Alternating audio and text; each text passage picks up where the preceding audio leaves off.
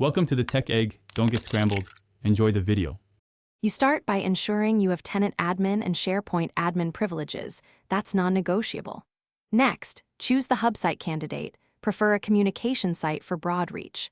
Once decided, register a clear hub name and URL pattern so other sites can associate cleanly. Make sure branding assets like logo and theme files are ready. These apply hub-wide. Finally, open the Sharepoint Admin Center and locate the hub site's control panel. This is where you'll register the hub and begin configuration. Once in the Admin Center, pick the site and click Register as hub site. Give it a descriptive display name that users will recognize.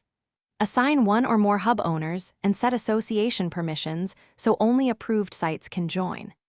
Then, configure shared navigation links, global top link and footer, and define search scope to include joined sites. Make sure to enable cross-site content rollups like news and highlighted content so information surfaces across associated sites.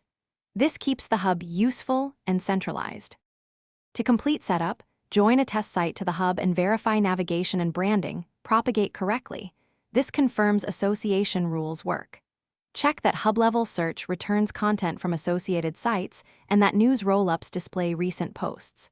If changes don't appear, wait a few minutes for propagation, clear browser and server caches, and recheck permissions for hub owners and site association rights. If issues persist, remove and re-register the hub or consult the audit logs to trace permission or provisioning failures. Thanks for watching. Consider subscribing if I helped unscramble your problems.